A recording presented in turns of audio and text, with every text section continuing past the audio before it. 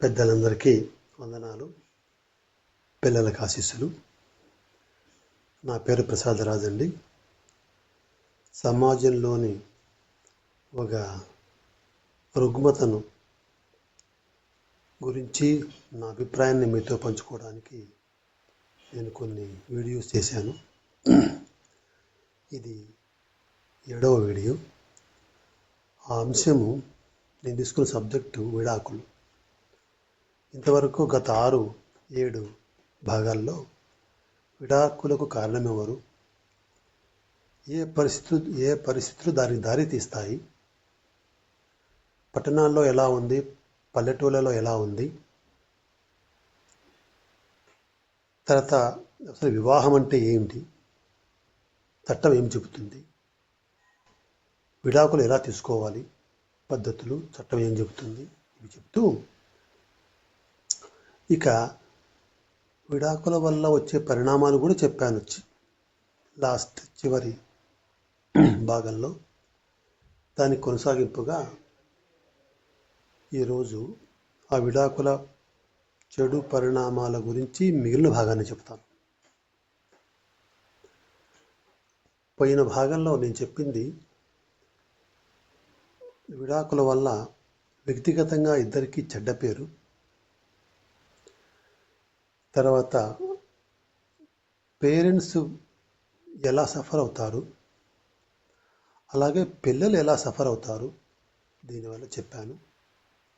ఇక ఈరోజు అలాంటి మరో 3-4 అంశాల గురించి చెప్తాను.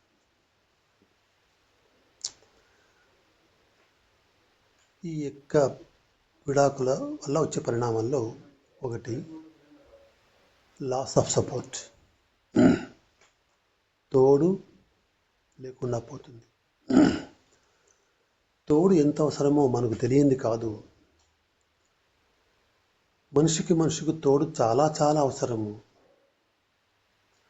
అందున వయసు మళ్ళీ కొద్దీ దాని అవసరం కూడా పెరుగుతూ పోతుందండి. 30-40 సంవత్సరాల వయసున్న దంపతులకి కూడా అవసరమే తోడు. కానీ అప్పుడున్న అవసరం కంటే మరింత అవసరం ఎక్కువగా ఉంటుంది ఆ వయసు తర్వాత. అంటే వయసు పెరిగే కొద్దీ తోడు అవసరం కూడా పెరుగుతుంది. తోడు అవసరము. ఆ తోడు లేకపోతే ఇబ్బందులు, చాలా ఇబ్బందులు. నువ్వు వయసులో ఉన్నప్పుడు ఓకే, ఏదో కొంత ఇబ్బంది, ఎందుకంటే నీ పని నువ్వు చేసుకోగలవు, నీ బతుకులు బతుకోగలవు, నీ సేవ నువ్వు చేసుకోగలవు. కానీ వయసు మళ్ళిన తర్వాత అది చాలా అవసరం. ఆ తోడు గురించి అనేటప్పటికీ సినిమాలోని ఒక సినీ గేయ రచయిత వాక్యం గుర్తొస్తుంది. ఆయన అంటాడు,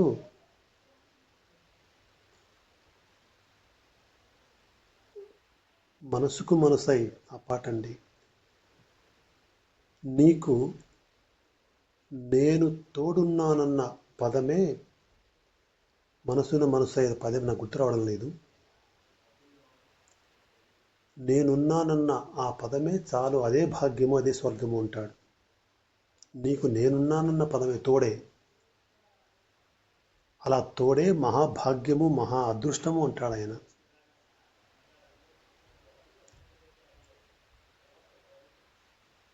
అంటే అది ఎంత అవసరం తోడు.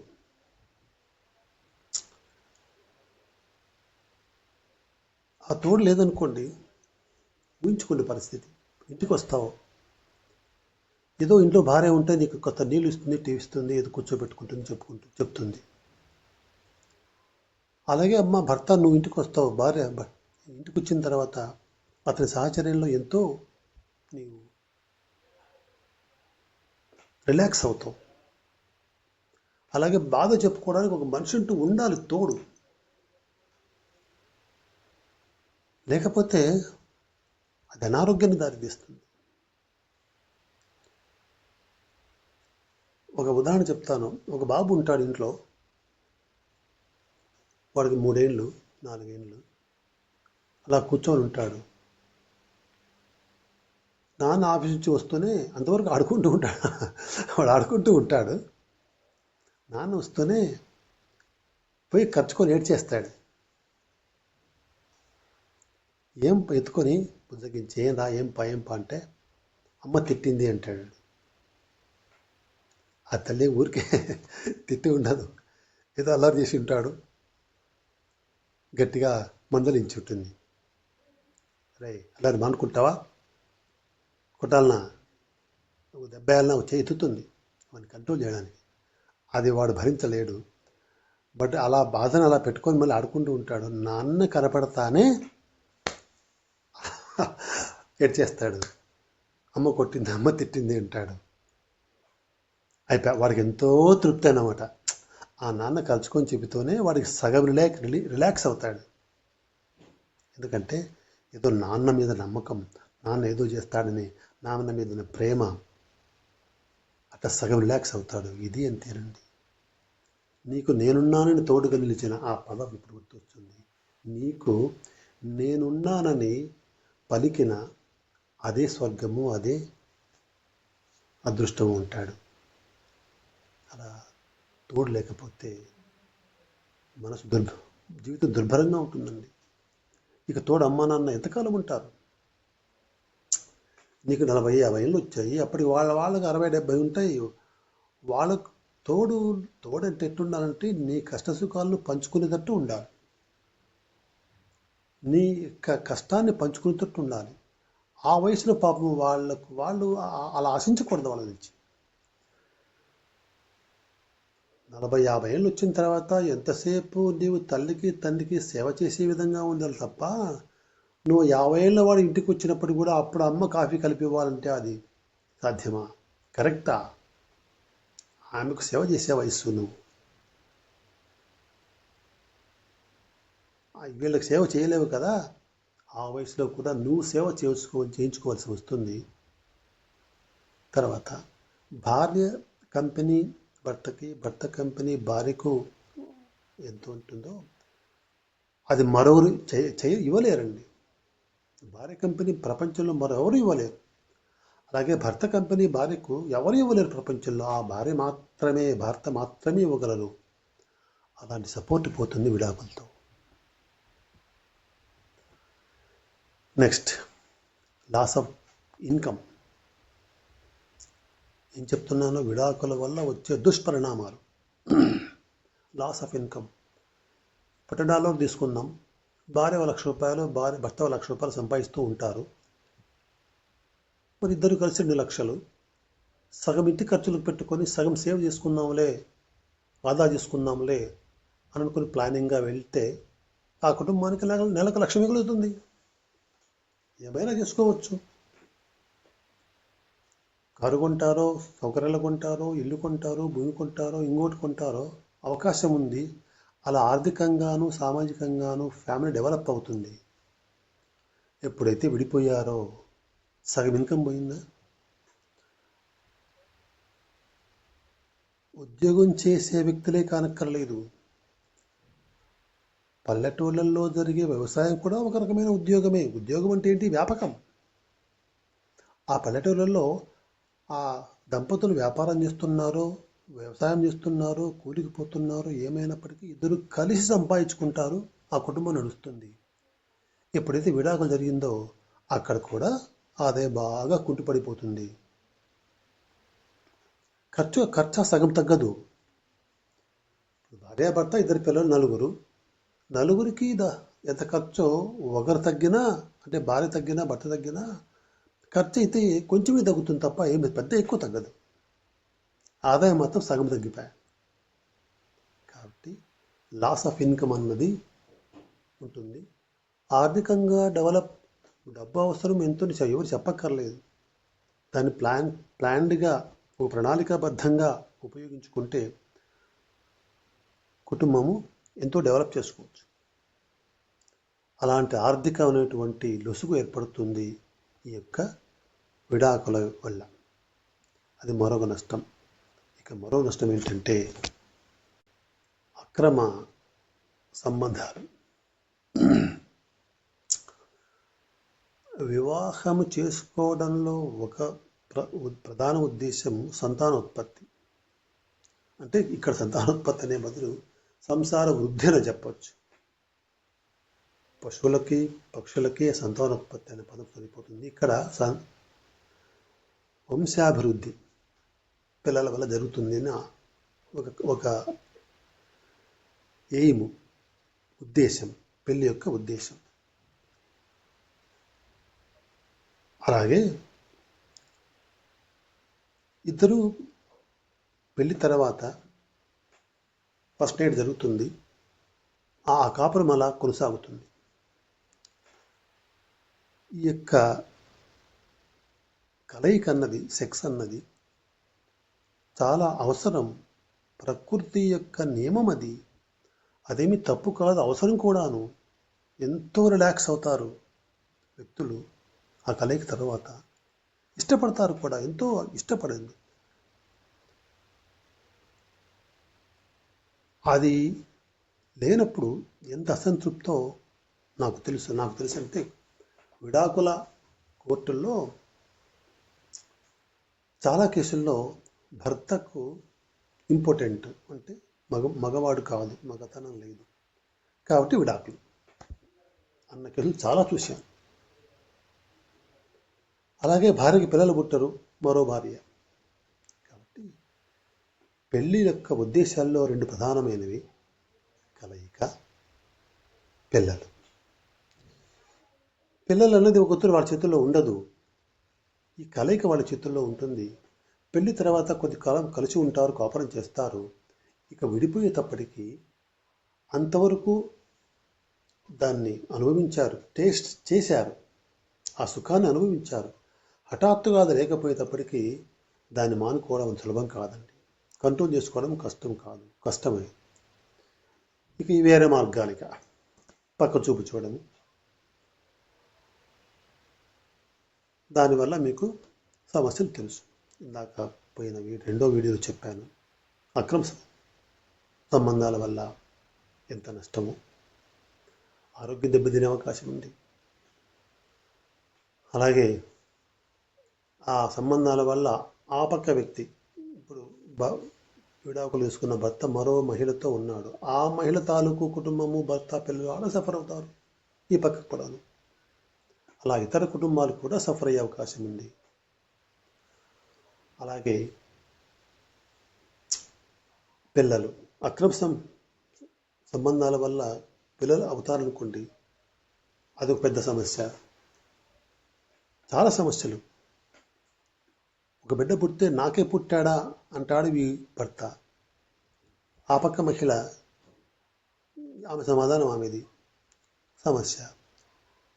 ఒకవేళ పుట్టిన హక్కుల గురించి గొడవ. రెండో వివాహానికి అడ్డు, మచ్చ,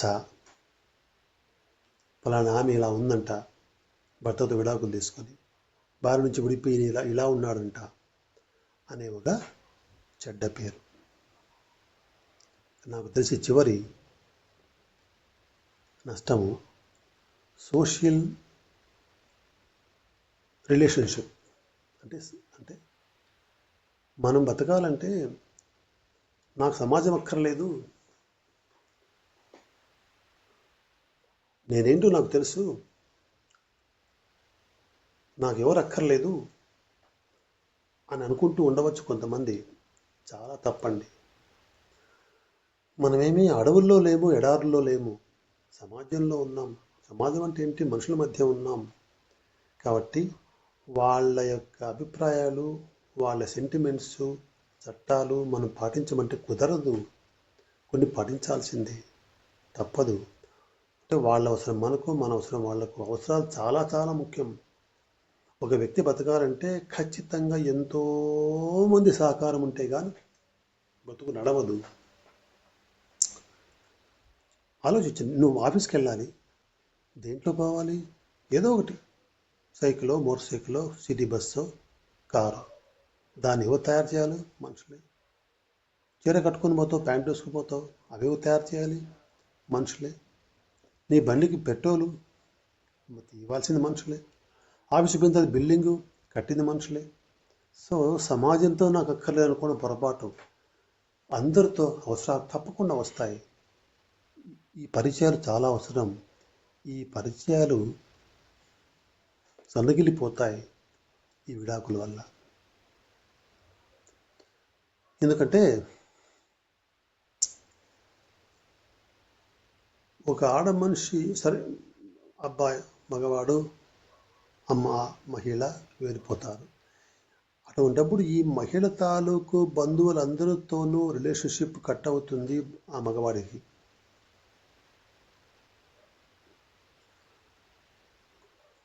ఉండదు రిలేషన్షిప్. ఇప్పుడు నా కూతురే ఉంది, విడాకులైంది అనుకోండి.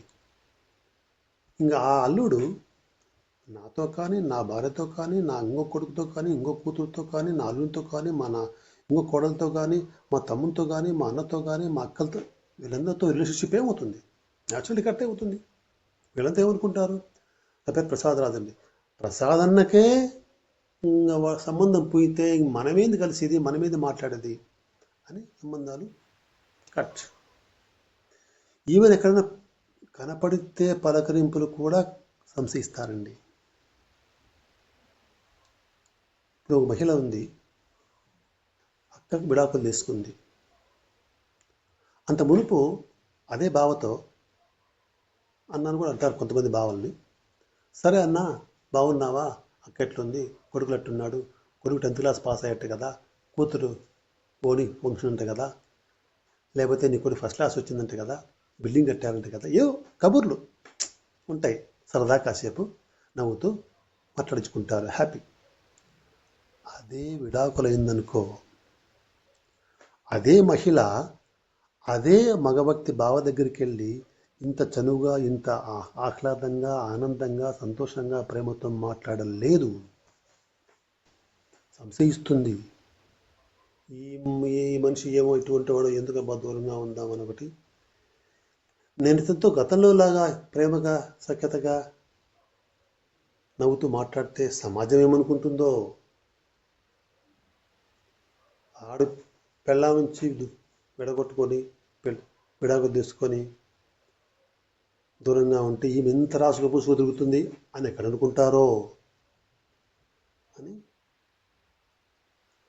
అంత ప్రేమగా ఉండలేదు. ఈ కుటుంబంలో పెళ్ళిళ్ళకు వాళ్ళు పోరు, వాళ్ళ కుటుంబంలోని వేడుకలకు, పెళ్ళిళ్ళకు, దేనికి వీళ్ళు పోరు. రిలేషన్స్ పోతాయి. అవునా? చూసారా ఎంత నష్టాలు వస్తాయో. కాబట్టి విడాకుల వల్ల చాలా చాలా నష్టపోతారు. ఇది తెలియక ఇవన్నీ చెప్పినప్పటికీ కూడా కొంతమంది ఏమంటారంటే, అబ్బా అవన్నైనా భరిస్తాంలే అబ్బా ఈ నరకం కంటే అంటారు. ఈ నరకం అంటే ఇప్పుడున్న బాధ కంటే, భర్తతో పడుతున్న బాధ లేక భార్యతో భర్త పడుతున్న బాధ, ఈ బాధ కంటే అవి మేలు అని అనేస్తారు. ఆ తాత్కాలికమైన బాధలో ఉండి సంవత్సరం 2 ఏళ్ళ తర్వాత తెలుస్తుంది. కాస్త ఓపిక పట్టింటే, కాస్త సర్దుకుబాటు చేసుకుని ఉండింటే, కాస్త నా నోరు కంట్రోల్ చేసుకుని ఉండింటే, కాస్త నా ప్రవర్తన కాస్త తగ్గి ఉంటే ఇంత సమస్యలు రావు కదా, ముఖ్యంగా పిల్లల సమస్యలతో అని అప్పుడు బాధపడతారు. కానీ చేతుల్లో ఏముండదు. అప్పటికి విడాకులు అయిపోయి ఉంటే, సపరేట్ అయిపోయి ఉంటుంది. అతను లేక ఆమె మరో వివాహమో మరో ఏదో జరిగిపోయి ఉంటుంది. ఇంకా ఇదో అంటారే, ఆకులు చేతులు కడ్డాక చేతులు కాలేక ఆకులు పట్టుకోవడం. కంట్రోల్ దాటిపోయింది పరిస్థితి. అది రెక్టిఫై కాదు, సర్దుబాటు కాదు, ఇక రిపేర్ కాదు. కాబట్టి తాత్కాలికమైన సమస్యలు, ఇబ్బందులు ఉంటాయి, కష్టాలు ఉంటాయి, లేదు ఎక్కడ. 10 దంపతుల్లోనూ ఉంటాయి. కాస్త ఓపిక, నోరు కంట్రోల్ చేసుకోవడం, కాస్త న్యాయబద్ధంగా మాట్లాడడం. సరే, నేను చాలా చెప్పాను గతంలో. సో అవి చేసుకుంటే విడాకుల దాకా రాదు. వచ్చిందంటే ఘోరమే పరిస్థితి. చాలా ఎక్సెప్షనల్ కేసు తప్ప. ఎక్సెప్షనల్ కేసెస్ అంటే కొంతమంది చంపే రోజు కొడతారు భార్యను, లేకపోతే ఈ భార్య రోజు సతాయిస్తుంది. ఈ మధ్య భార్య బాధితుల సంఘాలు కూడా వస్తున్నాయి. గతంలో భార్య మాత్రమే వెళ్ళి పోలీస్ స్టేషన్లో కంప్లైంట్ ఇచ్చేది. ఇప్పుడు అరుదుగా భర్తలు కూడా వెళ్ళి పోలీస్ కంప్లైంట్ ఇస్తున్నారు భార్యల మీద. ఆ స్థితికి వచ్చేసింది. చట్టం కూడా మారుతుందేమో. సరే, ఇది విడాకుల వల్ల వచ్చే దుష్పరిణామాలు. సరే, ఇక నెక్స్ట్ వీడియోలో పరిష్కార మార్గం ఏంటి, విడాకులు కాకుండా ఏం చేస్తే బాగుంటుంది అంటే, గతంలో చెప్పాను అలా ఉండాలి, ఇలా ఉండాలి, ఇలా ఉండాలి. అది కాదు. అది కాక పరిష్కార మార్గాలు ఉన్నాయి. ఇక మీదట అయినా మేల్కుంటే మనము ప్రభుత్వాలు వాటిని వచ్చే వీడియోలో చెప్తానండి. మరి నేను ఇంతకుముందు చెప్పాను, నేను 8 సంవత్సరాలు న్యాయవాదిగా 30 ఏళ్ళు జడ్జిగా పనిచేసి ఇప్పుడు ఉచిత న్యాయ సహాయ కేంద్రాన్ని పెట్టి ఉన్నాను. ఎవరైనా న్యాయ సలహా కావాల్సి వస్తే నన్ను సంప్రదించవచ్చు, ఆన్లైన్ ఆఫ్లైన్ ఉచితంగానే. నా నంబరు 9441922102. వచ్చే వీడియోలో పరిష్కార మార్గం ఏమిటి చెప్తాను. అది బహుశా చివరి వీడియో కావచ్చు ఈ సబ్జెక్ట్ మీద